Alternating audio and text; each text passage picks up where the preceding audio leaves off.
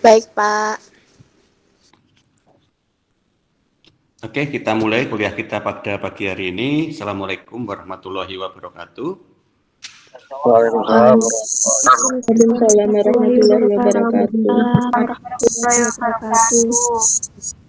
Oke, alhamdulillah, wasyukurillah, la haula wala quwata illa billah.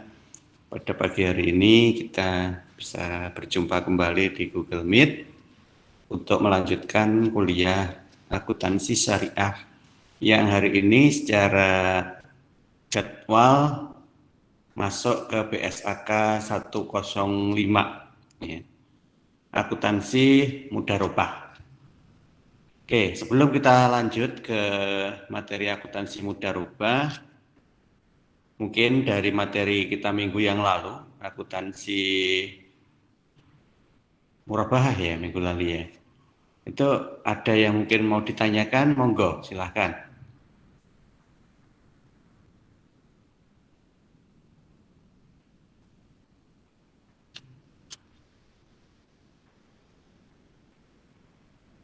Oke, kalau memang belum ada yang ditanyakan, kita langsung aja masuk ke materi kita pada hari ini, yaitu terkait dengan akuntansi mudharabah. Oke. Slide barusan saya kirim, mohon maaf tadi saya agak terlambat ya. Ada kakak tingkat kalian yang lagi diskusi terkait dengan skripsi. Jadi materi barusan bisa saya kirimkan. Akuntansi mudharabah, materinya sama, ya saya ambil dari materi yang saya peroleh dari Bank Indonesia beberapa waktu yang lalu terkait dengan akuntansi mudharabah. Ya. Jadi tetap aja kita juga masih mendasari pada BSAK. Ya. Jadi kalau memang kalian ada BSAK akuntansi syariah bisa dipakai untuk disimak juga, walaupun ini sifatnya mendukung ya. Ada beberapa yang memang sudah dimasukkan di sini dan ini materi yang memang bagus ya, dibuat oleh Bank Indonesia di mana itu detail yang saya pakai. Di situ juga sudah dituliskan ada di BSAK 105 paragraf berapa, beberapa di antaranya begitu. Oke. Nah, oleh karena itu akan memudahkan kita untuk memahami isi dari materi ini. Oke, terkait dengan mudharabah ini, sebagaimana di dalam pemahaman atas mudharabah yang dulu pernah saya sampaikan, berarti nanti kita memposisikan diri pada dua sudut pandang. Ya. Dari awal ketika kita bicara terkait dengan teknis akuntansi syariah, saya selalu mengatakan ke kalian bahwa ketika kita mencatat dengan menggunakan akuntansi syariah ini, maka sudut pandang kita ini adalah sebagai pihak bank. Oke, sebagai pihak bank. Jadi jangan pakai sudut pandang sebagai nasabah atau sebagai pihak supplier, ya nggak boleh. Jadi karena asumsinya akuntansi syariah ini dipakai oleh bank syariah, maka kita ketika menggunakan akuntansi syariahnya, sudut pandangnya adalah bank. Nah, ketika kita menggunakan akad mudharabah ini, ya, prinsipnya adalah kerjasama ya bagi hasil. Sudut pandang sebagai bank ini kan berlaku pada dua sisi, karena mudharabah adalah satu-satunya akad yang bisa menempatkan pihak penggunanya itu pada dua sisi. Yang pertama, bank sebagai pengelola dana, dan yang kedua, bank sebagai pemilik dana. Ya. Jadi di dalam mudharabah ini nanti kita harus melihat transaksinya itu sebagai pemilik dana atau sebagai pengelola dana. Jadi hati-hati, karena ada dua sudut pandang, sehingga ketika nanti kita melakukan pengakuan dan pengukuran, karena sudut pandangnya itu beda, maka caranya juga beda. Hati-hati di situ ya. Oke, kita pahami dulu BSAK 105 paragraf 4 terkait dengan pengertian mudharabah. Sekali lagi untuk membahas pemahaman atas pengertian itu pegang kata kuncinya. Jadi jangan dihafal no, gitu ya. Akad kerjasama, ya. Jadi prinsip yang digunakan adalah kerjasama ya antara pemilik dana dan pengelola dana, di mana pemilik dana itu nanti menyediakan seluruh dana. Ya. Next week, minggu yang akan datang kita juga bahas tentang kerjasama lagi, yaitu musyarakah. Nah, cuma nanti posisinya beda antara mudharabah dengan musyarakah. Ya. Mudharabah itu dana sepenuhnya disediakan oleh pemilik dana. Ya. Sedangkan pihak yang kedua, pengelola dana, itu sifatnya adalah mengelola saja. Jadi tidak ikut andil terkait dengan urusan dana. Nah, kemudian dari kerjasama itu nanti kan menghasilkan jasa hasil atau mungkin keuntungan ya. Maka keuntungan usaha itu nanti dibagi sesuai dengan kesepakatan, di mana kesepakatannya itu kita sebut dengan nama nisbah bagi hasil.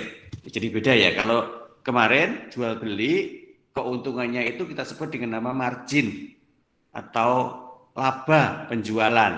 Sedangkan kalau di kerjasama mudharabah, keuntungannya nanti akan dibagi berdasarkan nisbah bagi hasil. Ya. Nah, sedangkan kalau terjadi kerugian secara ketentuan, ya rugi itu kan rugi finansial. Jadi sepenuhnya hanya yang memberikan dana atau sepenuhnya yang mempunyai finansial itu yang menanggung kerugian. Ya. Kalau secara ketentuan seperti itu, tapi secara kenyataan nanti ya tetap ada perbedaan. Nah, skema yang nanti bisa kita gunakan untuk memahami mudharabah itu adalah seperti itu. Ya. Jadi mohon maaf saya pindah-pindah ya, gitu. Ada temannya yang baru masuk, saya harus meninggalkan slide-nya. Ya. 100% modal itu nanti yang menanggung adalah pemilik dana atau disebut dengan nama sahibul mal. Ya. Nah, kemudian dana itu diserahkan kepada pengelola dana. Ya. Digunakan untuk sebuah tijarah atau perniagaan. Nah, kemudian dari hasil kelolaan itu tadi tentunya kan dapat untung toh. Nah, untungnya nanti dibagi. Misal nisbah yang disepakati adalah 40% bagi pengelolanya, 60% bagi pemiliknya, misalkan begitu. Nah, keuntungan dari usaha itu nanti akan dibagi sesuai dengan prosentase ini. Tapi prosentase ini hanya berlaku ketika hasilnya itu sudah ada ya. Jadi kalau hasilnya belum ada ya belum berlaku. Nah, kemudian selama umur dari mudharabah itu dilakukan, karena mudharabah itu nanti kan ada kontrak waktu atau kontrak durasi lamanya kerjasama tersebut. Ya, misalkan 1 tahun, 5 tahun, 10 tahun dan seterusnya, misalnya atau bulanan. Nah, selama dari umur kontrak usaha yang dilakukan, maka setiap bulan yang nanti akan dilakukan adalah membagi keuntungan saja. Ya, membagi keuntungan saja. Namun, modal mudharabah itu tetap berada di situ. Jadi tidak kemana-mana, modalnya ya tetap di situ. Ya. Modal itu nanti ketika kontrak berakhir, baru akan terjadi pengembalian. Jadi katakanlah 1 tahun ya. 1 tahun sampai 31 Desember misalkan kontraknya begitu. Ya sudah, mulai Januari sampai Desember itu yang dilakukan hanya pencatatan pembagian hasil usaha. Sedangkan ketika nanti pada 31 Desember sudah selesai, maka ketika mudharabah tidak diperpanjang lagi, maka modal itu dikembalikan. Nah, siapa yang mengembalikan?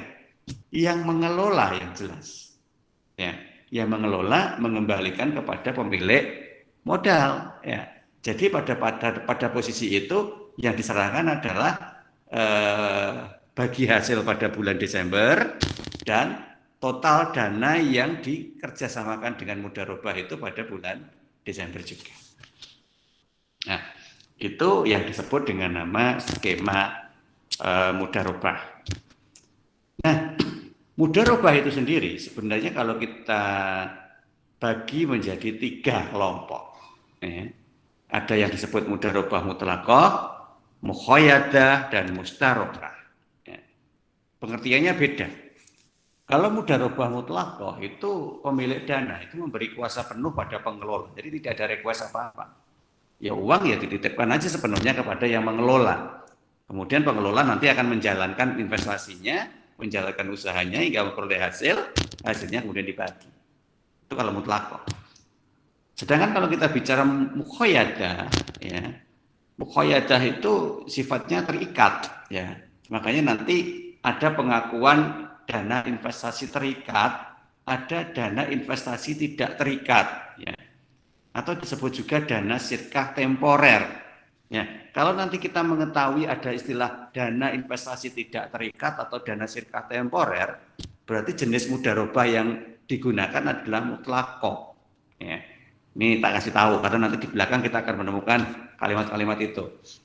Sedangkan kalau kita menggunakan investasi terikat, ya berarti nanti mudharabahnya adalah mukhayadah. Karena di sini pemilik dana itu memberikan ketentuan, persyaratan dalam hal pengelolaan dananya.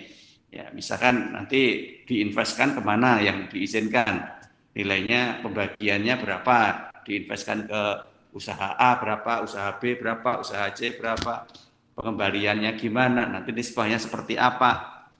Jadi ada syarat ketentuan yang memang mutlak terjadi kalau kita bicara mukhayadah. Ini lebih rumit gitu. Kalau mutlaqah sih enak, nanti dititipkan sepenuhnya selesai monggo digunakan. Nah, mudharabah mutlaqah itu biasanya terjadi ketika bank sebagai pengelola, di mana uang itu tadi berasal dari nasabah. Nasabah ketika nitipkan uang ke bank itu ya sudah manut aturannya bank. Nasabah tidak punya request macam-macam terkait uang yang ditabung tadi, sehingga di situ masuk kategori mutlaqah. Sedangkan kalau mukhayadah itu biasanya terjadi pada financing, penyaluran dana. Ya. Jadi bank nanti ketika menyalurkan dana ke pihak ketiga, karena pada posisi ini bank sebagai pemilik dananya ya. Ya, dana yang bersumber dari investasi tidak terikat tadi kan disalurkan ke pihak ketiga. Kemudian pihak ketiga yang gantian bertindak sebagai pengelola, bank bertindak gantian sebagai pemilik dana. Nah, dana yang diinvestasikan ke sana tadi disebut dengan nama mudharabah mukhayyad atau investasinya terikat. Sehingga di situ ada syarat dan ketentuan yang harus diberikan supaya pengelolaan dana itu bisa menghasilkan. Nah, kemudian ada mudharabah jenis ketiga. Mudharabah jenis ketiga itu mudharabah campuran karena pengelola dana juga ikut menyertakan modal. Padahal kalau kita lihat ketentuan dari mudharabah tadi kan tidak begitu. Ya. Jadi pengelola dana itu ya hanya ngelola saja, dia tidak ikut-ikutan setor modal di dalam usaha tersebut. Nah, tetapi ketika ikut-ikutan setor modal, tapi prinsip yang dipakai itu masih kerjasama dengan akad mudharabah, maka itu masuk kategori mudharabah mustarokah. Sehingga gabungan antara akad mudharabah dengan akad musyarakah yang kita bahas minggu depan. Kalau kita bicara musyarakah sekilas ini ya, itu kerjasama, tetapi kedua belah pihak itu sama-sama setor modal. Jadi joint venture lah seperti itu. Sedangkan kalau yang setor modal hanya satu pihak itu masuk kategori mudharabah. Nah, sedangkan kalau ternyata tetap menggunakan prinsip mudharabah, tetapi ternyata pengelola juga ikut-ikutan menanamkan investasinya di situ, maka mudharabahnya itu berubah menjadi mudharabah mustarokah. Nah, jadi seperti itu ya. Jadi harus kita pahami dulu posisi-posisinya. Loh, kenapa kok nggak berubah aja menjadi musyarakah Pak kalau sama-sama nanam uang? Nah, jadi begini, ada dua kemungkinan. Yang pertama, bisa jadi uang yang ditanam itu kecil. Ya, jadi ikut-ikutan tetapi nggak terlalu banyak. Nah, kalau tidak terlalu banyak, maka ya nggak apa-apa lah. Masih jenis mudharabah. Tapi kelompoknya adalah mustarokah. Atau kalau nggak gitu, nanamnya dana itu setelah akad berjalan. Ya, akadnya dari awal disepakati menggunakan mudharabah. Awalnya sih tidak ikutan nanam dana, ya. Tapi ternyata dalam proses perkembangannya kok dana yang ditanam oleh pemilik dana tadi kurang. Kemudian pemilik dana sudah nggak bisa lagi mencukupi, ya, nggak bisa mencukupi untuk nambah kekurangannya itu. Nah akhirnya izin si pengelola ikutan nambah gitu ya. Nah karena memang dia melakukannya itu sudah di pertengahan aktivitasnya itu sudah berjalan ya, maka kan tidak mungkin itu di cancel kemudian berubah menjadi musyarakah, kan tidak mungkin ya. Jadi tetap aja mudharabahnya berjalan, tetapi diubah dari mukhoyadah atau mungkin dari mutlak diubah menjadi mustarokah. Jadi seperti itu ceritanya. Nah, ini proses penerimaan investasi terikatnya. Oke, kembali lagi, investasi terikat itu masuk kelompok mudharabah mukhoyadah. Nah, modal itu 100% dari sahibul mal. Ya, misalkan di sini sahibul maalnya nanam modal di lembaga keuangan ini ya. Nah, kemudian lembaga keuangan ini nanti akan menggunakannya untuk beberapa aktivitas, untuk murabahah, untuk mudharabah, untuk pinjaman khat. Nah, misalkan seperti itu. Nah, itu semua itu bersumber dari dana investasi yang terikat tadi, yaitu mudharabah mukhoyad. Ya. Sedangkan penyalurannya itu sama ya. Jadi dari lembaga keuangan itu nanti disalurkan ke pemilik usahanya, pengelolanya atau mudorib namanya. Nah, itu nanti bisa menggunakan transaksi murabahah ya, dengan anggota koperasi, dengan siapa. Nah, seperti itu. Nah, pada intinya antara penerimaan dan penggunaannya itu memang harus seimbang. Ya. Nah, oleh karena itu nanti kalau kita perkuat lagi dengan aturan DSN MUI, ya, Dewan Syariah Nasional Majelis Ulama Indonesia menyatakan bahwa prinsip distribusi hasil usaha dalam lembaga keuangan syariah itu seperti ini. Yang pertama namanya profit sharing. Ya, profit, jadi yang dibagi adalah profitnya ya, di keuntungan bersih yang dibagi. Nah, berarti hasil usaha dihitung berdasarkan dari pendapatan setelah dikurangi modal dan biaya-biaya yang keluar di situ, karena bersih yang digunakan untuk dasarnya. Nah, kemudian yang kedua namanya adalah revenue. Revenue sharing. Revenue itu bukan pendapatan ya. Jadi pendapatan setelah dikurangi modal atau kita sebut dengan nama gross profit, laba kotor. Jadi jenenge revenue itu terus dianggap itu dilihat dari sisi pendapatan. Enggak. Ya, jadi yang dilihat adalah gross profitnya. Sedangkan kalau profit sharing itu benar-benar yang dilihat adalah net profitnya. Jadi tidak sama. Contohnya seperti ini. Kalau kita lihat di dalam ilustrasi itu ya. Ketika kita bicara revenue sharing, maka nanti yang kita jadikan dasar untuk perhitungan adalah yang ini, laba kotor. Sedangkan kalau bicara profit sharing, nanti yang kita jadikan dasar perhitungan adalah ini, laba atau rugi bersih, ya, artinya laba ya, ini ya. Nah, laba bersih. Nah, ini yang harus kita pahami. Nah, oleh karena itu nanti pembagian hasil usahanya itu bisa beda ya, antara ketika kita menggunakan profit sharing atau menggunakan revenue sharing. Misal, nisbah yang disepakati ini, katakanlah ya, nasabah sebagai mudoribnya itu 60%. Ya, mudorib itu apa? Pengelola ya. Jadi bank syariah sebagai pemilik dananya itu 40%, katakanlah begitu. Anggaplah gross profitnya adalah 10, maka nanti pembagian hasil usahanya seperti ini. Nasabah 60, bank syariah 40, ya. Maka ketika nanti kita ngambil dari penjualan, berarti yang dilihat adalah ininya, penjualannya, ya. Kalau laba kotor berarti dari ininya, ya. Kemudian sebagai pemilik dana itu dari penjualan segini, dari laba kotor segitu. Nah, di sini. Jadi harus kita pahami intinya posisi di mana kita akan menggunakan ini revenue maupun profit sharing. Nah, kita pilih yang mana kalau begitu? Ya, itu tergantung kesepakatan juga ya. Tergantung kesepakatan. Kalau revenue sharing itu nanti namanya juga masih laba kotor. bukan berarti kemudian itu semua dibagi, tidak. Karena belum dikurangi dengan beban. Nah, karena itu dibagi di posisi laba kotor, maka beban pun nanti juga dibagi. Ya, jadi bukan kok labanya kemudian dibagi, tapi bebannya hanya ditanggung satu pihak, nggak bisa begitu. Ya, beban juga dibagi. Nah, tujuan menggunakan revenue sharing itu biasanya karena ingin terjadi pembagian alokasi beban supaya tidak ya. Jadi rata-rata kalau beban itu kan hanya ditanggung oleh pihak pengelola dana nih. Nah, nah sekarang enggak. Pengelola dana itu juga ingin bank itu ikut menanggung beban, terutama beban-beban yang mungkin ada relevansinya dengan usaha bank. Gitu. Maka kalau sudah seperti itu yang digunakan sebagai prinsip bagi hasilnya adalah revenue sharing.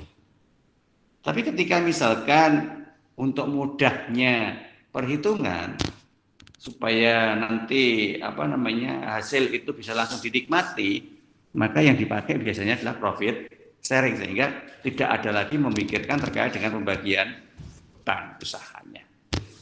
Oke, kalau kita ilustrasikan seperti ini ya untuk gross profit.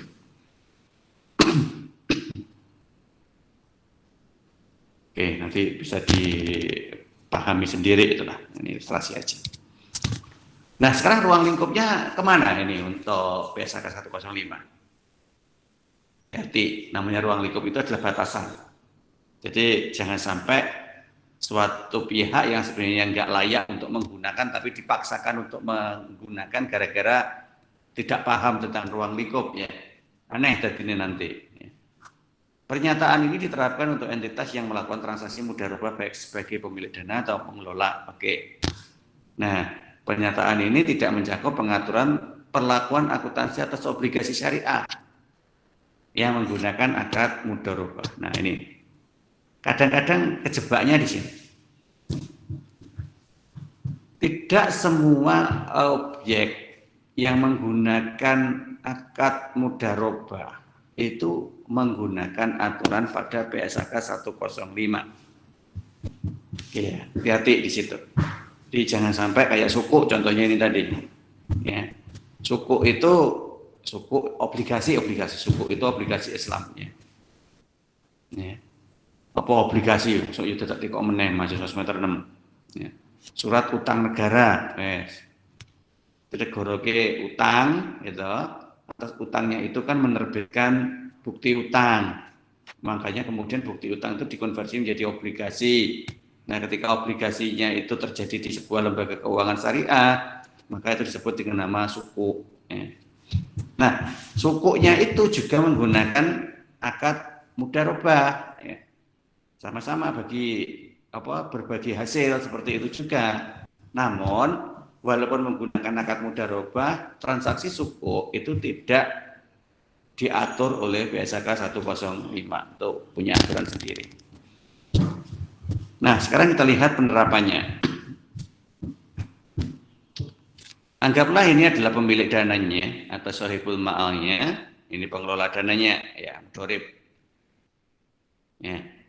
Sohibul ma'al itu di proses penghimpunan dana itu mengirimkan atau memberikan dananya itu ke mudharib, ya. Dana mudharabah namanya. Nah, dana mudharabah itu oleh mudharib dipakai sebagai modal mudharabah. Ya. Dipakai untuk modal mudharabah. Nah, kemudian mudharib itu nanti menggunakan dana itu untuk disalurkan, ya, disalurkan lagi ke pihak ketiga. Nah, karena apa? Karena kemudian mudharib yang ada di sini berubah menjadi sohibul ma'al. Ya. Disinilah rumitnya transaksi mudharabah. Ya. Karena mudharabah bisa berada pada dua posisi, sebagai pihak pemilik dana dan pengelola dana. Kalau yang awalnya ini tadi kan sebagai pihak pengelola dana, ya kan? Nah, kemudian ketika dia itu mengelola dananya, dana itu kemudian digunakan untuk mendanai pihak lain, pihak ketiga. Nah, pihak ketiga ini kemudian yang mengelola. Nah, di sini bank berubah menjadi sohibul ma'al. Nah, ini proses yang terjadi. Nah, kemudian gimana proses bagi hasilnya? Ya satu-satu. Atas pengelolaan dana ini tadi, maka terjadi bagi hasil antara pihak yang mengelola sebagai pihak ketiga tadi dengan bank. Nah, kemudian bank juga akan mengembalikan uang bagi hasil itu ke sohibul ma'al yang pertama, yaitu nasabah, sesuai dengan nisbahnya masing-masing. Ya kan? Nah, disinilah harus ada pencatatan. Di sini adalah pencatatan akuntansi sebagai pemilik dana, ya. Kemudian di sini ada pencatatan akuntansi sebagai pengelola dana. Nah, catatan akuntansi sebagai pengelola dana itu atas transaksi bank dengan pihak ketiga tadi, ya. Kemudian catatan akuntansi sebagai pemilik dana, itu kebalik ding ya. Catatan pengelola dana itu bank dengan nasabah, ya. Kalau pemilik dana itu bank dengan mudare pengelola dana tadi, dengan pihak ketiga tadi. Jadi itu yang harus kita pahami alurnya. Sehingga di sini nanti ada dua mekanisme ya, ada dua mekanisme, yaitu mekanisme ketika kita mencatat akuntansi pengelola dana dan mekanisme ketika kita mencatat akuntansi pemilik dana. Ya. Ini alurnya. Kita mulai dari pembahasan yang pertama ketika Bank Syariah sebagai pemilik dana. Artinya apa kalau sebagai pemilik dana itu? Artinya uang-uang dari nasabah itu sudah masuk ke Bank Syariah dan diakui sebagai dana sirkah temporer tadi. Ya kan? Nah, sehingga bank ini menganggap dana sirkah temporer itu adalah uang miliknya bank yang kemudian akan disalurkan ke pihak ketiga dengan nama pembiayaan mudharabah.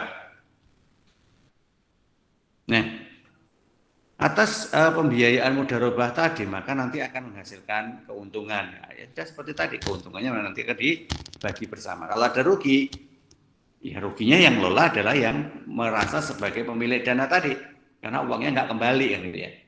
Nah, nggak kembali, itu aja.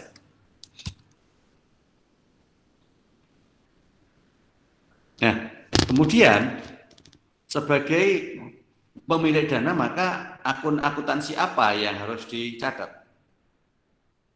Kita mulai dari akun laporan posisi keuangan. Nah, dia ada di neraca ya. Yang pasti harus ada pencatatannya nanti terkait dengan investasi mudharabah. Kemudian piutang pendapatan bagi hasilnya, piutang kepada mudharibnya, cadangan penyisian kerugian investasi kalau memang kita membuat cadangan kerugian. Kemudian keuntungan mudharabah tangguhan, yaitu pengakuan keuntungan ketika hasil keuntungannya itu belum dimasukkan.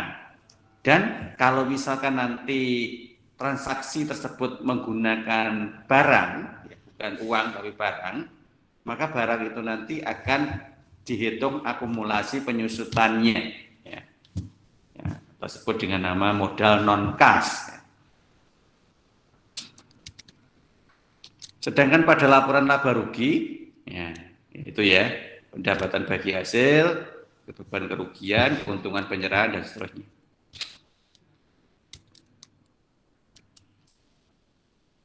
Oke, sekarang bagaimana nanti kita pengakuan modalnya?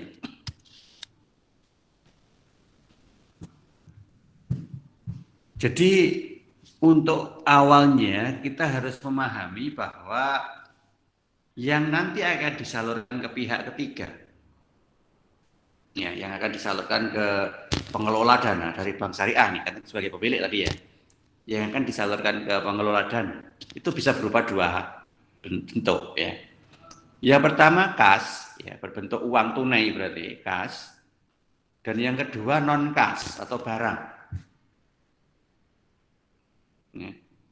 Jadi ada dua kemungkinan. Nanti ilustrasinya kita lihat langsung di contoh aja ya, di belakang ada contoh-contohnya itu. Kita bicarakan teknisnya dulu aja. Ya. Kalau nanti kita menggunakan kas, maka pengakuan dari nilai yang disetor, nilai yang disampaikan, itu ya setara dengan nilai kas yang disampaikan tersebut. Ya, sejumlah uang yang diberikan. Kalau misalkan kita mendanai sebesar 100 juta, ya maka kita akui sebesar 100 juta. Nah, cuman kalau yang kita pakai untuk mendanai 100 juta itu adalah barang misalkan, maka yang digunakan sebagai dasar pengakuan barang itu adalah nilai wajar. Ya, nilai wajar dari barang itu. Misalkan 100 jutanya itu tidak berupa uang tapi berupa mobil misalkan ya. Maka pengakuan mobil itu adalah sebesar dari nilai wajar. Ya. Nilai wajar itu sama dengan harga pasar. Jadi biasanya yang digunakan untuk menentukan nilai wajar adalah harga pasar. Saya tak ini aja ya, pakai slide yang kedua. Tadi belum saya kirim tapi ya slide keduanya. Ya siapa apa wes. Supaya nanti punya gambaran.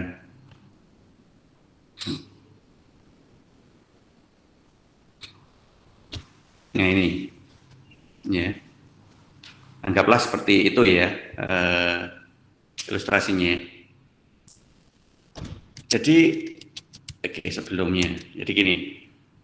Ketika tadi bank itu sudah mengakui adanya dana sirkah temporer, ya, artinya dana-dana dari nasabah tadi ya, diakui oleh bank, kemudian bank kan kemudian menyalurkan uang itu ke pihak ketiga. Gantian pada saat ini adalah bank sebagai pemilik dana. Ketika uang itu disalurkan dalam bentuk kas, maka jumlah yang diakui sebesar dengan nilai uang kas yang diberikan. Ya, paham ya? Jadi nilai yang diakui sebesar uang kas yang diberikan. Kalau tadi memberikan nilai uang sebesar 100 juta, maka pada saat itu ya mengakui kas sebesar 100 juta. Tapi kan ada dua kemungkinan. Selain kas juga bisa memberikan dalam bentuk barang atau aset non-kas. Nah, aset non-kas itu diukur sebesar nilai wajar atau harga pasar tadi. Nah, sekarang kalau asetnya itu barang agak ribet memang. Karena bisa jadi nilai wajarnya itu beda dengan nilai buku atau nilai tercatat. Kok bisa, Pak? Ya, jadi misalkan gini. Si pengelola dana itu katakanlah agen travel, katakanlah begitu. Dia butuhnya mobil sebenarnya, bukan butuh uang. Saya butuh mobil lah. Kira mobilnya harganya, katakanlah harganya 400 juta mobilnya. Oke, 400 juta. Tapi saya butuhnya mobil, bukan uang loh ya. Ya wes tak kasih mobil. Nah, akhirnya yang dikerjasamakan Bank Syariah dengan usaha travel tadi bukan uang, tetapi sebuah mobil seharga 400 juta.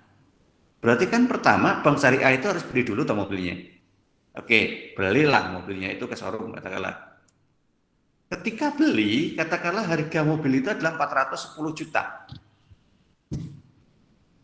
Oke, dibeli Bank Syariah. Tapi ini kan bukan jual beli seperti yang transaksi kemarin. Ini adalah kerjasama. Maka mobil itu diserahkan kepada pihak pengelola travel itu dengan akad kerjasama, bukan jual beli. Ya, prinsipnya seperti tadi loh ya. Nah, oke.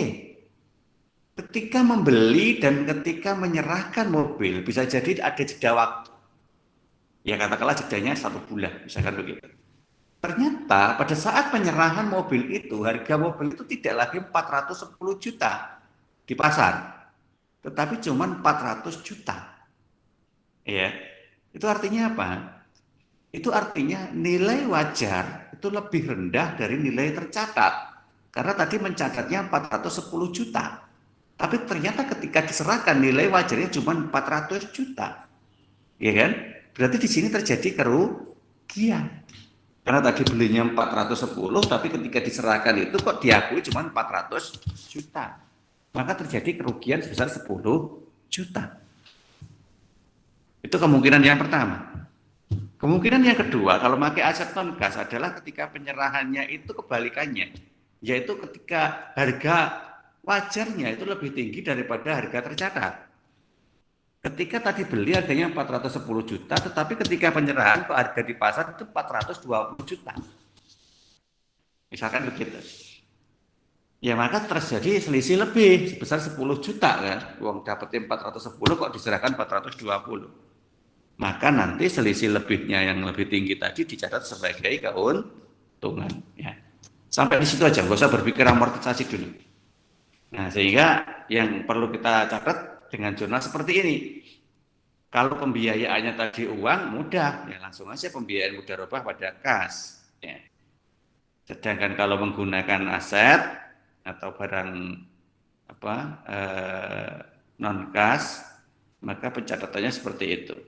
Pembiayaan mudharabah, ini asumsinya kalau terjadi kerugian ya, kerugian penurunan nilai, kreditnya adalah aset mudharabah. Jadi aset mudharabahnya katakanlah 410 juta, pembiayaannya itu 400 juta, kerugiannya adalah 10 juta. Dan sebaliknya kalau terjadi keuntungan, ya. Dan enggak keuntungan, enggak ada, ini kerugian semua ya. Keuntungan. Jadi kalau ada keuntungan, ya dibalik aja ini tadi jurnalnya. Ya, jadi kerugiannya ada di kreditnya. Ya, keuntungannya ada di kredit. Menambah nilai aset mudharabah. Nah, ini kalau kita mengakui sebagai barang ya. Oke. Kita kembali lagi ke slide yang tadi. Nah, seperti itu mekanismenya.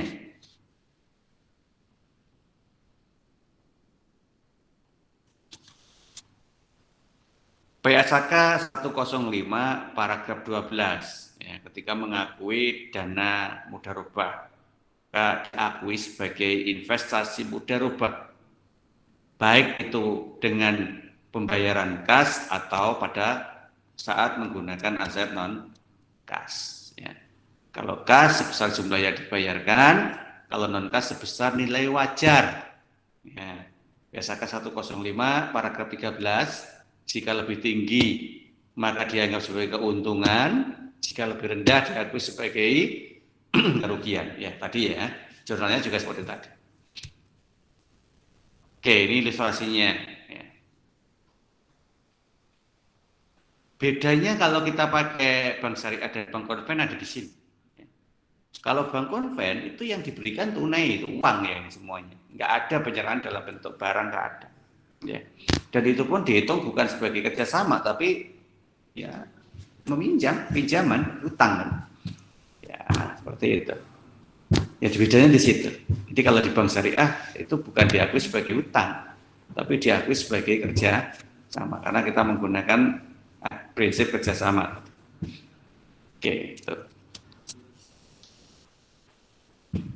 Nah, terus kemudian proses berikutnya ketika dana itu sudah disampaikan, sudah terjadi serah terima barang juga misalkan, maka mudharabah mulai berjalan. PSAK 105 paragraf 16. Jadi lihat di situ. Jadi jangan sampai salah mengakui. Jadi kerjasama itu belum diakui ketika administrasi itu masih dalam proses atau ketika belum terjadi penyerahan. Nah, diakuinya yaitu kapan penyerahannya? Ya, pada tanggal itulah maka diakui mulai berjalan. Nah, sehingga ada potensi kalau barang terutama ya, kalau barang yang nanti digunakan sebagai objek mudharabahnya itu akibat adanya jeda waktu antara pengadaan barangnya dengan penyerahan ke pihak yang dikerjasamain itu, maka ada dua kemungkinan. Yang pertama terjadi penurunan nilai sebelum transaksi dimulai. Ya.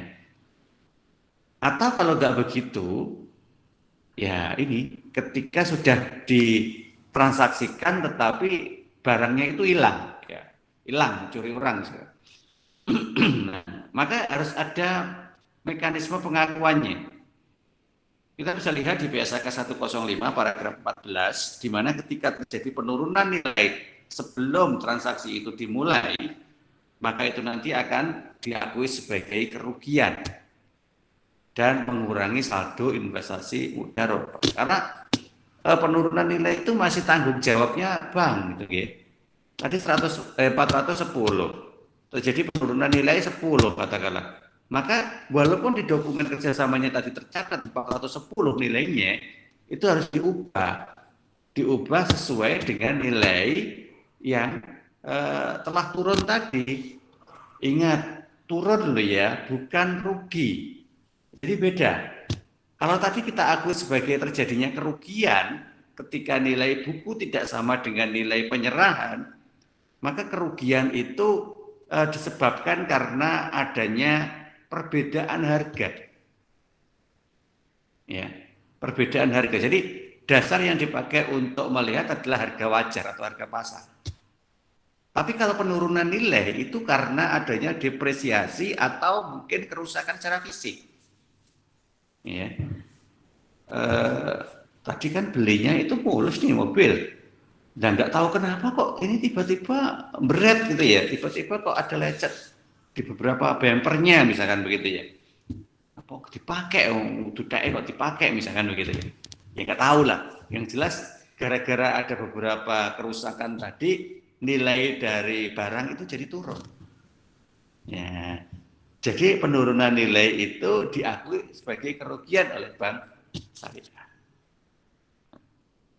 Itu kan sama aja Pak. Iya, sama, cuman posisi kejadiannya beda. Jadi hati-hati ya. Jadi tidak boleh disamakan ya.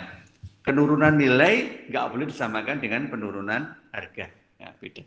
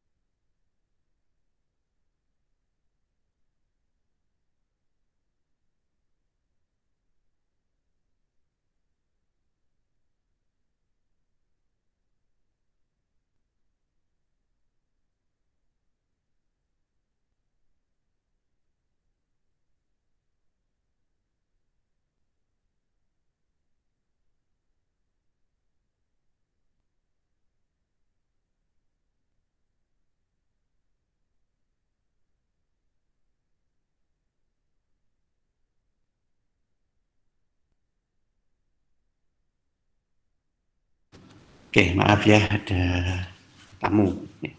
Oke, kita lanjut lagi.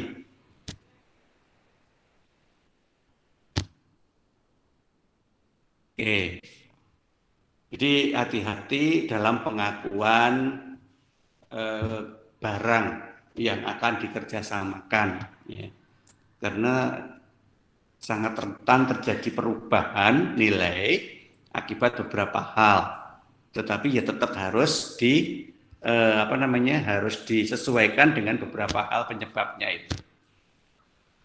Nah, ini kalau sebelum tadi mungkin turun, kalau hilang sekarang, hilang itu kan setelah dimulai, jadi kan barang itu sebenarnya kan sudah tanggung jawabnya pihak pengelola kan,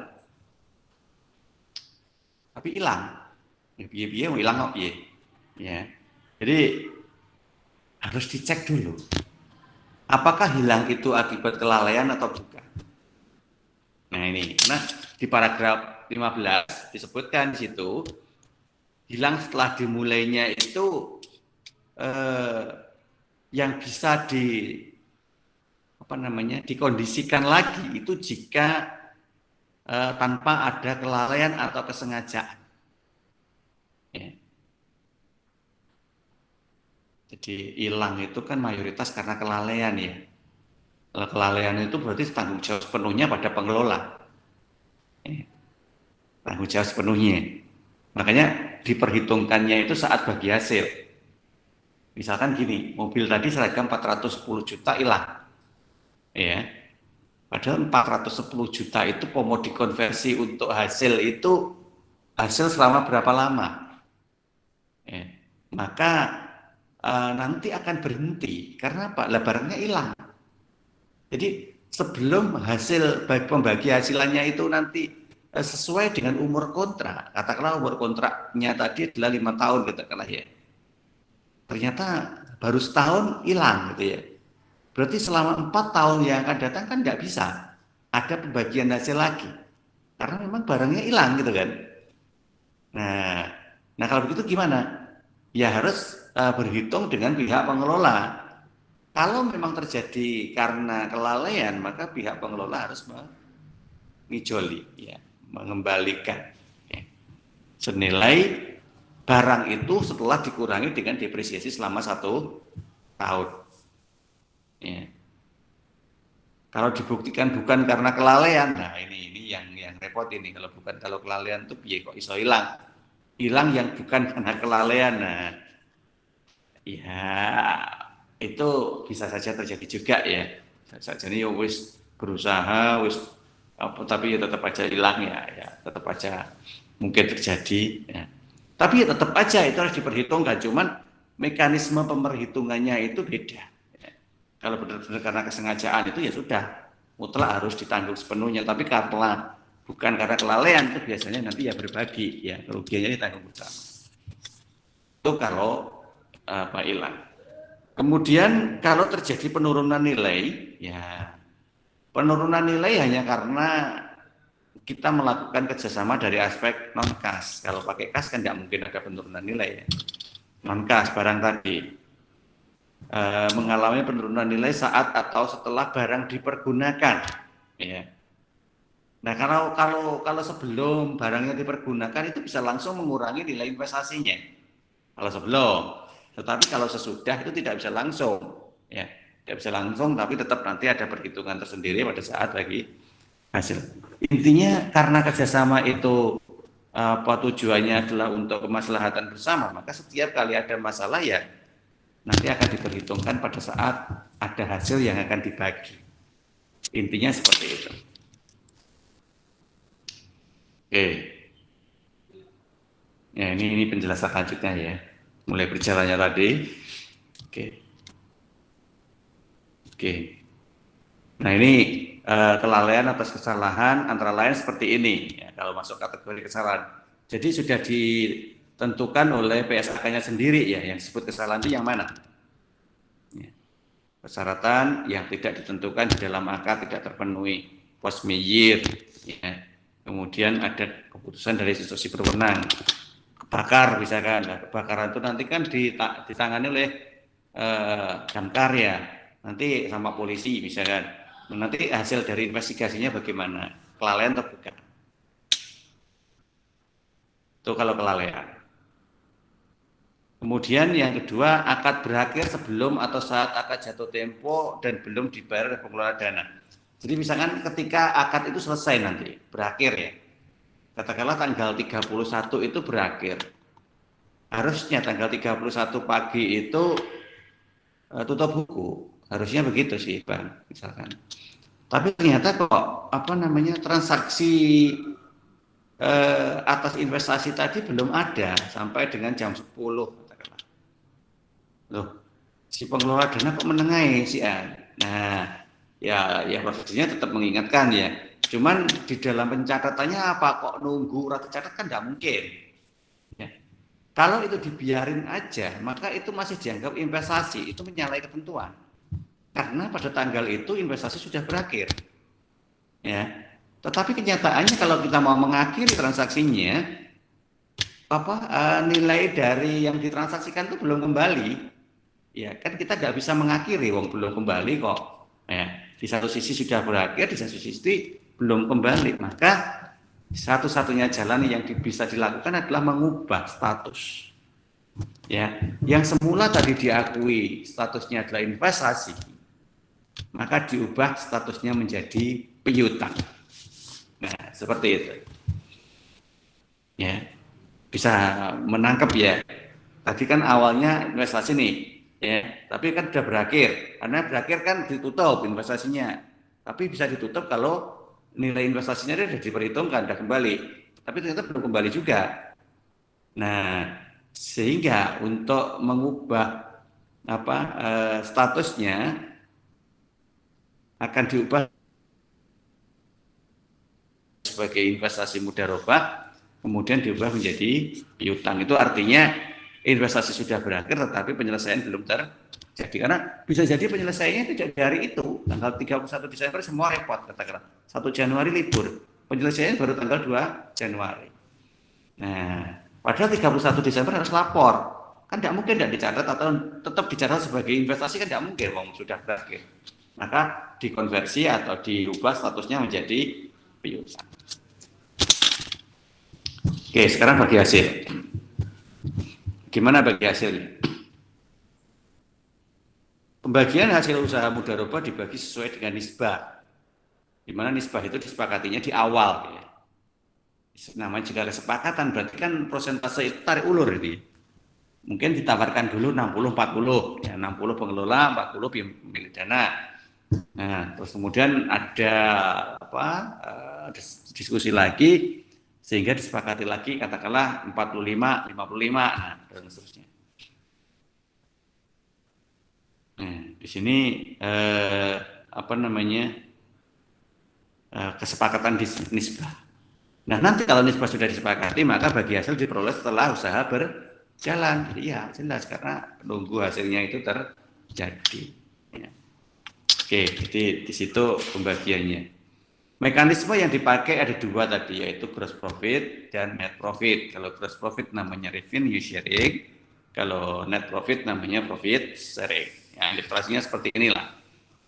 Intinya yang nanti perlu kita waspadai adalah posisi laporan, di mana di dalam posisi laporan itu harus jelas nilai berapakah yang kita pakai untuk pembebanan revenue sharing dan nilai berapakah yang kita pakai untuk pembebanan profit sharing. Ya. Nah, ini contoh untuk gross profitnya. Nah, seperti itu ya, ilustrasi aja, nanti bisa ini di sendiri ya. Nah, ini hanya aja ilustrasi aja ya. Jadi ini data sebenarnya, nggak akan disuruh mengerjakan seperti itu. Jangan takut Pak, nanti ngerjakan ya, itu hanya data aja. Di data yang ada dari bank itu seperti itu ya. Ini juga proyeksi pendapatannya seperti itu ya. Nah, maka nanti proyeksi pendapatan itu dipakai sebagai dasar untuk penetapan kelayakan ya, sebenarnya, melihat kelayakan apakah nilai nisbah yang disepakati itu logis atau tidak.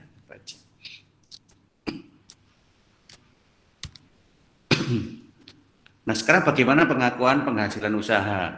Oke, nanti bisa dilihat di paragraf 20 sampai 24 nih ya. Ini hanya sebagian aja dicuplek ya. Jadi kalimat lengkapnya nanti bisa dilihat di PSAK.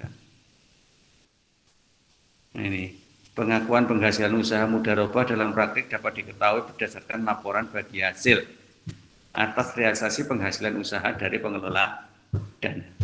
Tidak boleh dengan proyeksi. Jadi sebelum dananya itu diterima, jadi tidak boleh dibagi.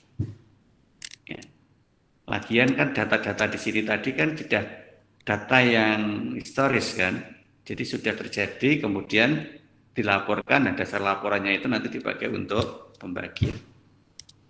Sekali lagi ini tadi ada proyeksi, jadi bukan berarti kemudian ada data proyeksi yang dipakai untuk memproyeksikan nisbah, tidak ya.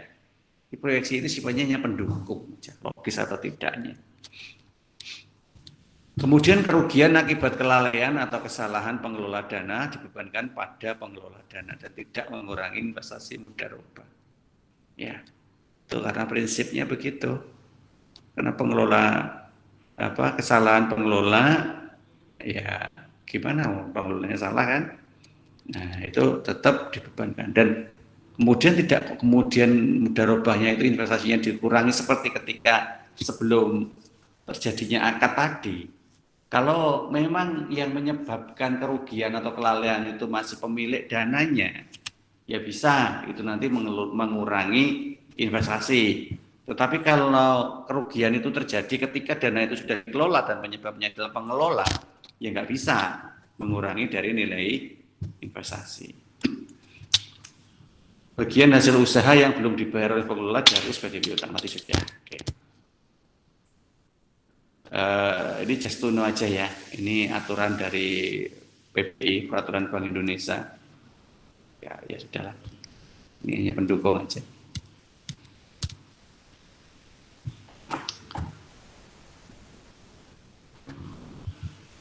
Oke. Itu pembagian hasil operasinya. Oke, sebelum kita lanjut ke mustarokah, kita kembali lagi ke sini tadi. Oke. Nanti tak kirim ini ya, jadi tadi belum sempat kirim ini. Nah, ini sebenarnya versi lebih ringkasnya lagi, versi lebih ringkasnya. Kalau tadi versi yang lebih komplit, ya, yang dibuat oleh Bank Indonesia, tim, nah ini versi ringkasnya yang saya buat. Ya ini monggo lah mana nanti yang paling mudah untuk dipahami ya, apakah versi yang detail tadi atau versi yang ringkasnya ini. Ya, monggo lah. Oke, ini juga sama bicara terkait dengan kerugian. Oke. Maka nanti jurnalnya seperti ini, ketika nanti kita mencatat kerugian itu. Kerugian pembiayaan mudharaba pada pembiayaan mudharaba. Ini. Terus kemudian kerugian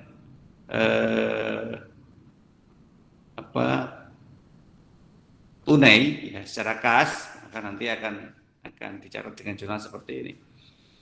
Kas kerugian pembiayaan mudharaba pada pendapatan bagi hasil. Jadi diperhitungkan pada saat pendapatan bagi hasil itu seperti itu. Katakanlah harusnya pendapatan bagi hasilnya itu katakanlah 10 juta, katakanlah begitu. Nah, karena kita harus memperhitungkan kerugian pembiayaan mudharaba harus bisa 2 juta, maka nanti 10 juta itu nggak bisa disetor semua sebagai pendapatan bagi hasil. Maka yang disetor hanya 8 juta. Maka kas yang nanti akan diperoleh hanya 8 juta di sini. Sedangkan yang 2 juta adalah kerugian. Jadi ikut menanggung kerugian. Jadi mekanisme ikut menanggungnya seperti itu. Jadi diperhitungkan dari hasil, bukan dari investasinya. Ya. Nah, jadi beda. Jadi ketika tadi dianggap bahwa kalau ada kerugian itu hanya ditanggung oleh pemilik dana, itu artinya ketika itu yang dijadikan objek kerugian adalah dana yang diinvestasikan. Tetapi ya bukan serta-merta begitu, ya tetap aja pengelola juga ikut nanggung kan gitu kan. Nah, tapi nanggungnya pada saat pembagian hasil. Nah, seperti itu. Nah, ini kelalaian-kelalaian tadi. Ya. Kalau menjurnal yang berakhir sebelum akadnya itu ditutup, maka ini piutang jatuh tempo pada pembiayaan mudharaba. Jurnalnya seperti itu. Nah, penghasilan, ya. Kalau tadi terjadi kerugian atas pembiayaan mudharaba, supaya tidak masuk sebagai biaya kerugian, akan lebih mudah kalau punya penyisian kerugian, ya, cadangan kerugian. Maka nanti di jurnal seperti itu, jadi nol, tidak akan menjadi biaya. Ya, jadi biaya kerugiannya terhapus dengan di jurnal pada penyisian kerugian seperti itu. Oke, jadi dinolkan kerugiannya itu dengan. Yang penting cadangan kerugiannya itu mengcover, ya, masih bisa membackup. Oke, kemudian kita bicara tentang mustarokah. Oke, sekarang saya pakai yang ini aja ya. Nanti kita cocokkan dengan yang pakai slide yang tadi. Mustarokah masih ingat tadi ya? Mustarokah itu adalah gabungan antara mudharabah dengan musyarokah. Kalau mudharabah murni itu yang menanggung dana hanya sahibul ma'al. Tetapi ketika menggunakan mudharabah mustarokah itu masing-masing pihak sama-sama masih menanggung perpaduan modal ya. Dalam mudharabah mustarokah pengelola dana ya menyertakan juga modalnya dalam investasi bersama. Pemilik modal memperoleh bagian hasil usaha sesuai dengan porsi. Akhirnya penetapan nisbahnya tidak seperti tadi. Penetapan nisbahnya itu melihat pada porsi bagi modalnya, porsi setoran modalnya. Ya, lihatnya dari situ.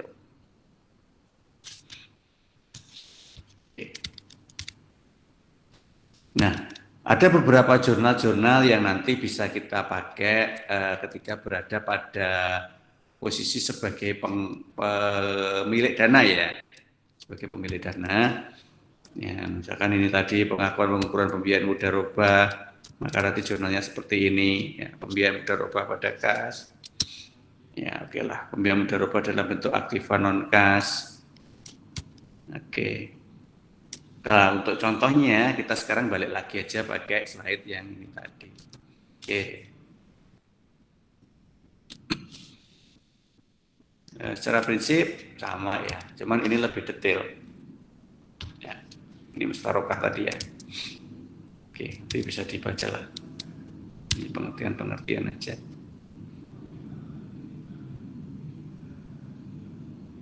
Nah, ini bedanya antara pembagian hasil dengan prinsip mudharabah dengan prinsip mustarokah. Jadi kalau di prinsip mudharabah harusnya kan begini, katakanlah pembagian hasilnya 80-20 secara nisbah ya. Nanti hasil investasinya X, jual Y, nisbah mudharibnya Z ya. Nah, seperti itu. Tapi kalau di dalam mustarokah tidak, harus memperhitungkan persentasenya. Maka hasil investasinya adalah X dikurangi Z dulu. Jadi hasil investasi dikurangi dengan nisbahnya mudharib. Berarti 80 kan? Karena hasil investasinya 100, nisbahnya 20, ya kan? Berarti hasil yang dibagi itu jadi 80. Ya, 80 itu terus kemudian dibagi. Ya, mustarik 1, mustarik 2, ya. 50, 30. Jadi beda polanya. Jadi ada yang dikurangi dulu nilainya. Atau menggunakan pola yang kedua ini. Ya, prinsip sama. Jika terjadi kerugian atau investasi, maka kerugian dibagi sesuai dengan porsi modal para mustarik. Ya. Nah, sebelum kita ke contoh, nah ini kalau misalkan bank bertindak sebagai pengelola. Nah, tadi kan sebagai pemilik nih. Nah, kalau pemilik memang lebih ribet ya, lebih banyak transaksinya. Tapi kalau sebagai pengelola cuma satu transaksinya, yaitu yang ngelola aja, yaitu menghimpun dana. Nah, kalau pengelola itu prinsipnya kan ketika bank itu menerima nasabah itu yang nabung di situ kan. Nasabah naruh uang di bank syariah, naruh uang. Maka pada saat itu kan bank bertindak sebagai pengelola, ya kan? Yang pemiliknya siapa? Pemiliknya si nasabah tadi. Nah, ya tetap aja tapi unsur bagi hasilnya harus diperhitungkan. Nah, sudah seperti itu kan mutlakoh kan mudharabahnya itu. Mutlakoh. Jadi tidak ada ketentuan apapun terkait dengan uang yang dikelola itu. Sehingga ya langsung aja ditentukan berapa bagi hasilnya kan begitu. Langsung bank nanti yang akan menentukan. Biasanya pemilik dana itu lebih sedikit daripada pengelola kalau seperti itu. Itu mekanismenya seperti itu. Nah, nanti sama seperti tadi akun pada pencatatannya seperti apa? Yang jelas lebih sedikit daripada sebagai pemilik tadi. Yang pertama pengakuan di dalam neraca ya. yang diakui sebagai dana sirka temporer tadi. Kemudian bagi hasil yang diumumkan yang belum dibagi kalau misalkan nanti waktu bagi hasil. Kemudian kalau ada aset mudharabah, ya kalau nanti yang dikerjasamakan dalam bentuk barang tadi. Terus bisa jadi ada hutang, ya, hutang kepada lembaga keuangan syariah. Karena laba rugi lebih sederhana lagi, yaitu hanya hak pihak ketiga atas bagi hasil dan kerugian mudharabah.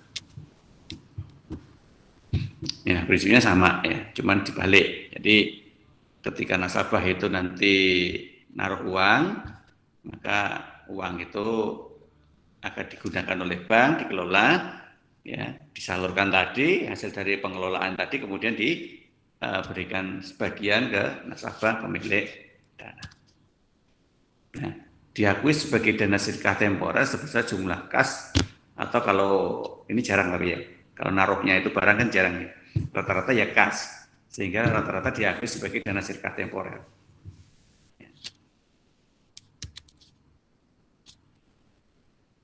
Nah, kemudian pengelola dana mengakui pendapatan atas penyaluran dana sirka temporer secara bruto sebelum dikurangi dengan bagian hak pemilik dana. Ya. Bagi hasil mudharabah dapat menggunakan mekanisme profit sharing atau revenue, sama aja ini. Ya, sama aja. Nah, kemudian hak pihak ketiga yang belum disampaikan itu diakui sebagai kewajiban. Nah, itu tadi kan kalau bank bertindak sebagai pengelola, ya kan, pemilik tadi ya, bank bertindak sebagai pemilik, nyalurkan dana ke pengelola, pengelola belum bayar ke bank pada jatuh tempo diakui sebagai piutang tadi.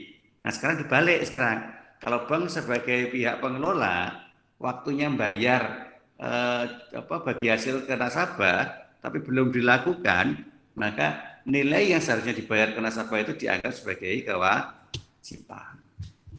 Ya, jadi posisinya aja. Kalau ada kerugian, maka diakui sebagai beban. Ya sudah, diakui sebagai kerugian, beban kerugian. Biasanya begitu. Oke, penyajian dan pengungkapan lewatin aja deh. Kita lihat contoh transaksi. Ini agak rumit daripada yang di slide sebelumnya tadi kalau untuk contoh transaksinya ya. Misalkan begini, tanggal 15 Januari 20, lembaga keuangan menyetujui memberikan modal kepada Saiduddin sebesar 50 juta. Ya, oke, 50 juta. Bagi hasilnya disepakati 70-30. Ya, 70 untuk bank, 30 untuk pengelola. Yes. Investasinya itu selama 2 tahun, yaitu sampai 2022. Nah, kemudian ketentuan atas penyerahan objek investasinya ada 2 ternyata. Dari 50 juta tadi, yang 30 juta diserahkan tunai. Uang, ya, diberi dalam bentuk uang. Tetapi yang 20 juta itu berbentuk mesin. Ya, mesin tekstil, karena tadi kan pabrik kain, ya, pabrik tekstil. Ya, 20 juta dalam bentuk mesin tekstil. Tapi mesin tekstil itu dibelinya sebelum penyerahan tentunya kan. Kerjasamanya di Februari, tapi pembelian mesinnya itu di Januari. Harga perolehan ketika membeli mesin yang akan diberikan itu tadi sudah 18.800. Nah, dari situ kelihatan ya, penyerahannya itu diakui 20 juta, tetapi pembeliannya 18.800. Itu kelihatan bahwa nilai buku itu lebih rendah daripada harga penyerahannya atau nilai wajarnya. Nah, dari situlah nanti kita akan mencoba menghitung dan membuat jurnalnya. Ya. Yang paling utama membuat jurnalnya. Ya. Oke, anggaplah sudah ada persetujuan ini. Ya. Oke. Nah, pada saat persetujuan itu sudah di jurnal dulu. Tapi jurnal ini hanya jurnal pengakuan persetujuan investasi mudharabah saja. Jadi sebenarnya kalau menurut ketentuan ya memang harus jurnal ya. Tapi kalau di dalam sebuah latihan kasus, ya ini nggak perlu di jurnal, nggak apa-apa. Ya, ketentuan realnya di jurnal itu hanya mengakui bahwa terjadi transaksi yang bunyinya seperti itu. Ya, tapi transaksinya belum berjalan ya, hanya pengakuan persetujuan aja. Maka jurnalnya kontra komitmen investasi mudharabah pada kewajiban komitmen investasi mudharabah. Ya. Ya, seperti itu ya jurnalnya. Ada kontra komitmen. Kontra komitmen itu artinya bukan mengingkari janji, tidak ya. Tetapi ketika kita mencoba memberikan informasi bahwa akan terjadi sebuah investasi. Ya. Oke, ini bukan jurnal pencatatan transaksi, belum ya. Karena di sini belum ada transaksi. Ini baru persetujuan investasi. Nah, transaksinya mulai dari sini. Itu wajib sekali ada jurnalnya. Anggaplah kita catat dulu yang penyerahan modal kas. Kan tadi ada 2 penyerahan modalnya. Ya, 1 kas, yang 1 barang. Ya. Yang kas gimana? Yang kas berbentuk tunai 30 juta. Maka jurnalnya seperti ini. Investasi mudharabah, kreditnya rekening mudharib. Ya, itu kalau catatan bank loh ya. Karena bank itu akan membayar uang sebesar 30 juta untuk investasi mudharabah itu ke rekeningnya mudharib. Ya. Nah, seperti itu. Kalau jurnalnya beda boleh enggak? Nah, ini. Makanya dari awal saya sampaikan bahwa jurnal itu enggak perlu dihafal. Karena jurnal itu boleh beda. Asal logikanya benar. Ya. Ya. Misal gini, bank nanti kan bayar 30 juta ya. Ya, misalkan ngakui investasi mudharabah debit, kreditnya kas, itu boleh enggak? Boleh. Ya, itu jika boleh. Nah, jadi kasnya kan berkurang, kasnya bank sebesar 30 juta dibayarkan ke rekening investasi mudharabah. Itu pertama seperti itu. Yang kedua, ada lagi jurnal seperti ini, kewajiban komitmen dan kontra komitmen. Itu sebenarnya adalah posisi kita membalik saja dari transaksi yang pertama ini tadi. Ya, kita membalik karena tadi ada kewajiban komitmen di kredit. Nah, ternyata kredit itu sudah dibayarkan sehingga dibalik ditaruh di posisi debit. Ya. Nah, jurnal ini juga boleh dicatat, boleh tidak. Ya, tapi kalau di dalam realisasi bank ya harus dicatat ya. Tapi kalau untuk latihan ketika terjadi transaksi seperti ini boleh hanya menggunakan satu jurnal ini aja. Jurnal ini pun bisa berubah. Bisa investasi mudharabah pada rekening mudharib, bisa juga investasi mudharabah pada kas. Ya, seperti itu. Monggo silakan, apa-apa. Nah, yang agak ribet adalah ketika kita menjurnal penyerahan modal non kas. Karena kan ada 2 kemungkinan, bisa nilai wajar lebih tinggi, bisa nilai wajar lebih rendah. Nah, kebetulan yang terjadi di transaksi ini tadi nilai wajarnya lebih tinggi. Ya. Belinya itu 8.800, pada saat penyerahan terjadi nilai sebesar 20 juta. Ya, gimana nyatetnya? Yang pertama adalah nyatet pembelian aset mudharabahnya dulu. Ya.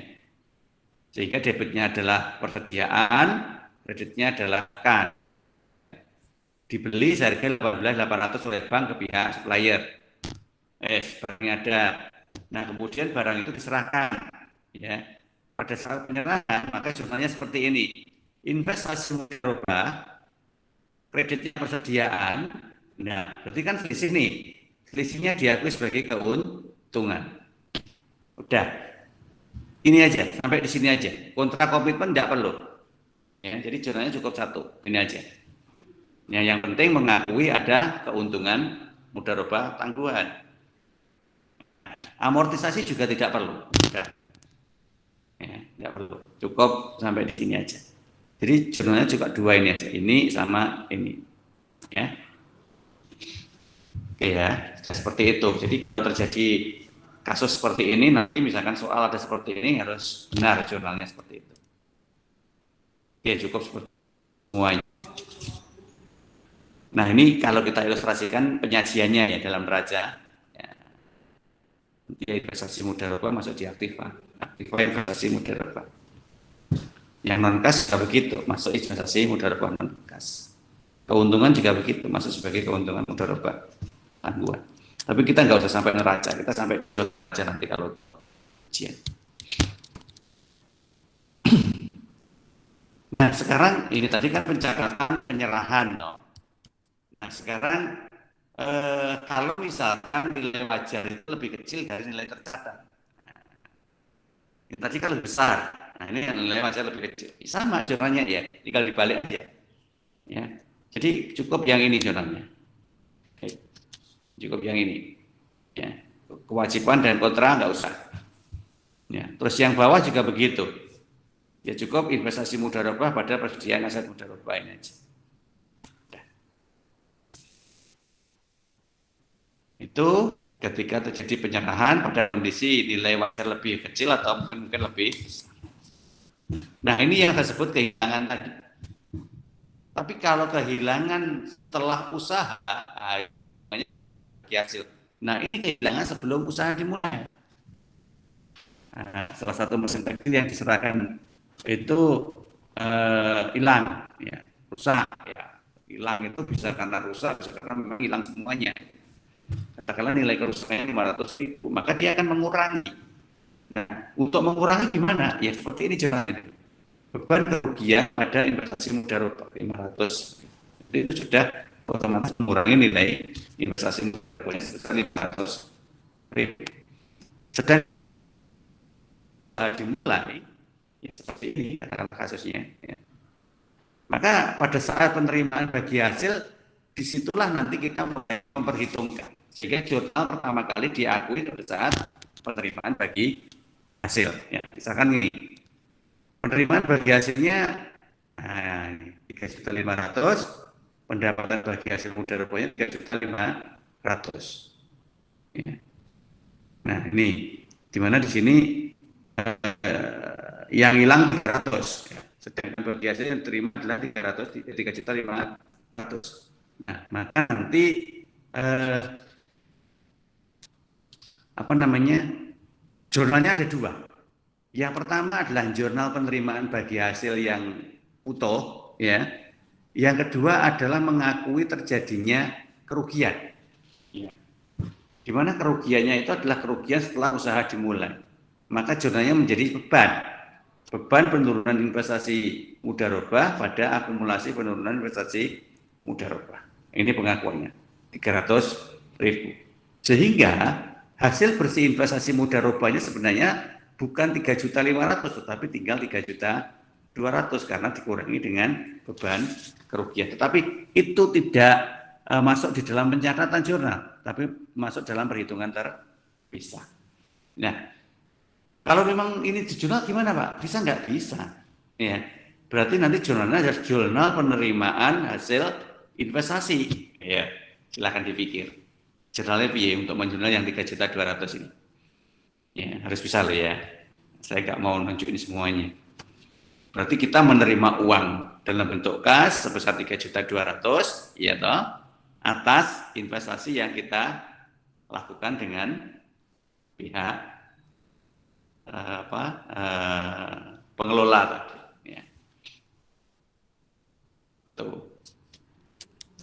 Kemudian bisa jadi juga nilai barangnya itu nyusut, ya, dan itu pasti sesuatu yang pasti terjadi karena barang itu berbentuk ya ini ya, aktif atau tetap, ya.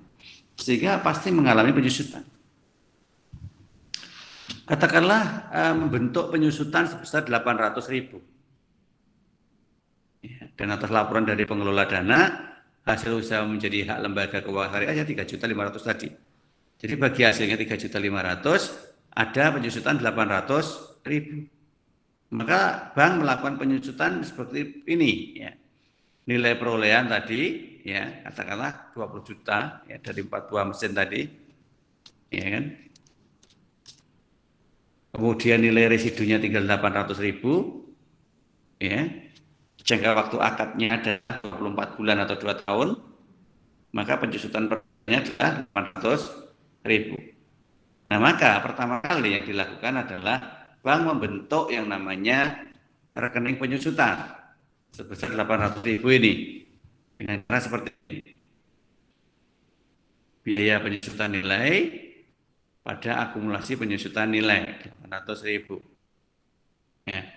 Kemudian penerimaan bagi hasil 3.500.000 ya sama dengan tadi ya, kas pada pendapatan bagi hasil 3.500.000.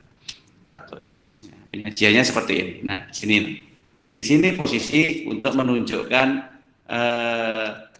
adanya penurunan nilai tadi. Ya. Aktiva, investasi mudharabah kasnya 30 juta, investasi dalam bentuk non kasnya 20 juta. Nah, kalau ini kan ada penyusutan nih, ini kan ya di non kas, dikurangi dengan akumulasinya 800.000, keuntungannya 1.150.000. Maka pengukurannya seperti ini. Ya, 3.500.000 ya ditambah dengan penyusutannya 800 dikurangi lagi 50, maka sisanya adalah 750. Apa totalnya? Totalnya adalah 750, sehingga ketika hasil bersih investasinya adalah 2.750. Nah, ini yang disebut diperhitungkan saat bagi hasil. Nah, di situ.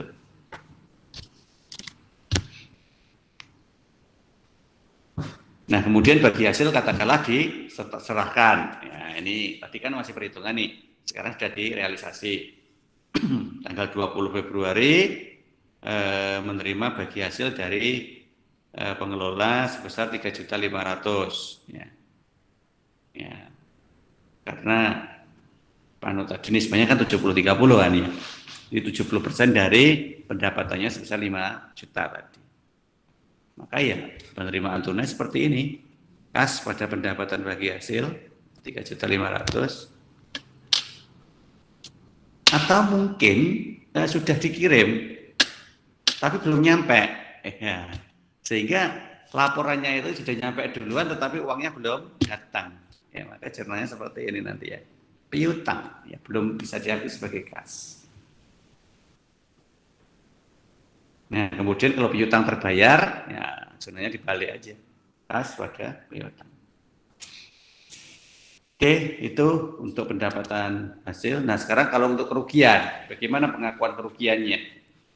Kalau kerugian itu diakui secara langsung, ya langsung aja dianggap sebagai biaya, ya, mengurangi nilai investasi, sehingga nanti debitnya adalah kerugian investasi, kreditnya adalah investasi mudharabah, ya, 500.000. Nah, atau gara-gara ada itu akhirnya membentuk penyisian kerugian, ya. Membentuk, jadi beban kerugian pada cadangan kerugian itu membentuk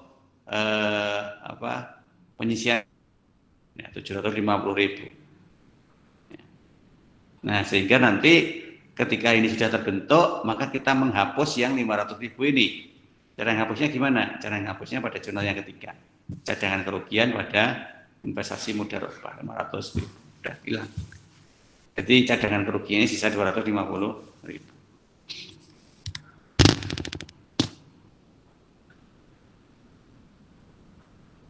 Nah, ini adalah beberapa potensi yang bisa mengurangi pendapatan bagi hasil. Ya. Jadi beberapa kejadian yang sifatnya itu bisa mengurangi pendapatan bagi hasil itu kan bisa diperhitungkan saat sudah terjadi bagi hasil. Ya, contohnya ini, ketika tadi ada yang hilang sebesar 300.000, nah diperhitungkan di sini. Kemudian penurunan modal mudharabah karena penyusutan 800.000. Ada amortisasi katakanlah. Oke, ini enggak diakui enggak apa-apa wes. Ya, boleh. Kemudian penurunan modal mudharabah lain, kerugian investasinya, ya, totalnya adalah 1.750, ya. Sehingga hasilnya ya tinggal dikurangkan aja 1.750. Nah, ini pengukuran hasil investasinya. Dan yang terakhir, ketika modal kembali. Ya, tadi kan transaksi terakhir dalam sebuah skema investasi adalah ketika sudah jatuh tempo, selesai kontraknya dan modal harus kembali. Maka catatan untuk pengembalian modal kasnya seperti ini. Katakanlah 15 Januari 2022 itu selesai dan tidak dilanjut. Maka uang 30 juta yang tadi diterima harus dikembaliin. Berarti balikinnya di akhir, Pak. Ya, di akhir. Kalau transaksi mudharabah mengembalikan dana investasinya itu di akhir ketika kontrak berakhir. Sehingga jurnalnya menjadi seperti ini, rekening mudharib pada investasi atau kas juga bisa ya ini ya, kas pada investasi mudharabah. Artinya mudharabah itu diakhiri dan dikembalikan semua ke bank. Ya, karena kita bank maka kita menganggap ada penambahan uang atas pengembalian investasi. Nah sekarang kalau yang barang, nah ini ribet lagi ini agak ruwet ini.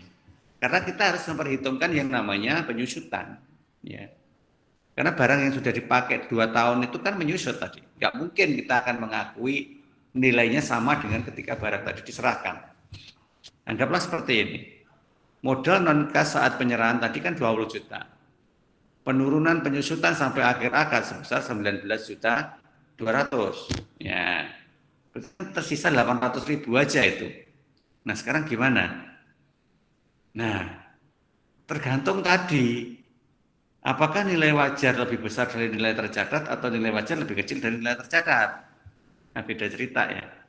Nah, ini jurnal yang ketika nilai wajarnya itu lebih besar dari nilai tercatat. Ya.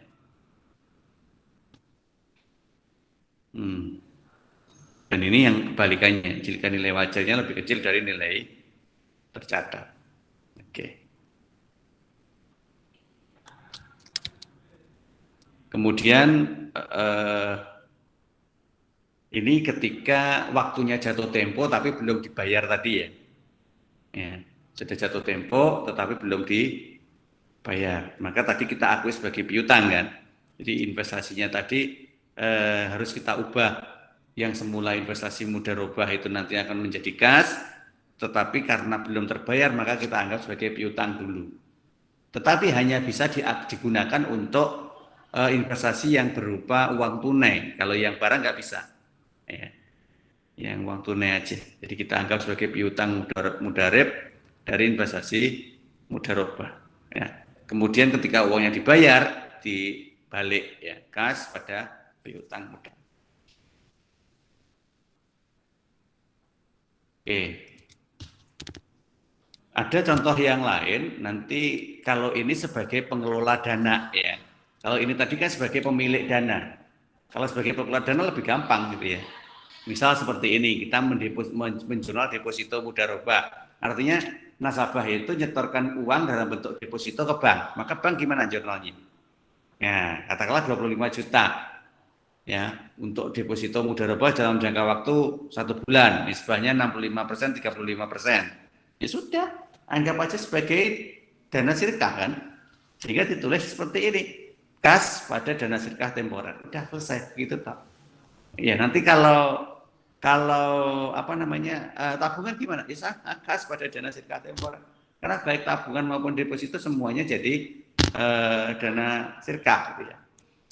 Nah, kemudian ketika ini dibayar deposito mudharabah yang telah jatuh tempo atas nama Mas Karyo sebesar 25 juta dengan bagi hasil sebesar 170.000 dikurangi PPh 21 30.000 ya.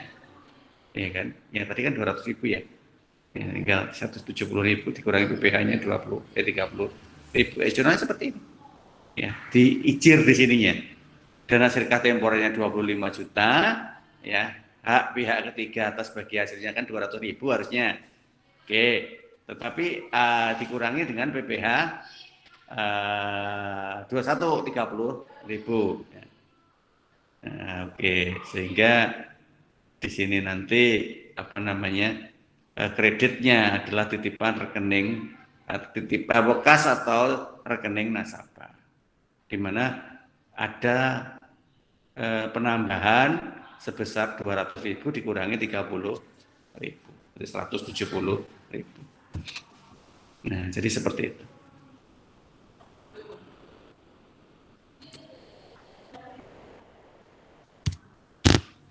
Karena kita tabungan sekarang ya, tabungan. Ya kas pada dana sedekah. Sama seperti tadi kalau penerimanya. Kalau penarikan, ya dana sedekah pada kas, dibalik. Ya, kalau ini ada potongan pajak, ya sudah dikurangi aja seperti itu. Oke, mungkin seperti itu. Ada yang mau ditanyakan, silahkan. Kalau untuk yang slide kedua tadi lebih mudah ya contoh-contohnya. Nanti ya dibaca sendiri aja ini contoh-contoh aja kok. Contoh-contoh jurnalnya aja. Ya. Nanti bisa dipahami. Ini contoh-contoh jurnalnya aja. Sebagai pengelola dana juga sama. Ya. Nah, ini. Oke. Penyajian dan pengungkapan ya just to know dulu aja, nggak usah diulang. Kita hanya sampai di jurnal ini aja. Oke, silakan kalau ada yang mau ditanyakan, monggo.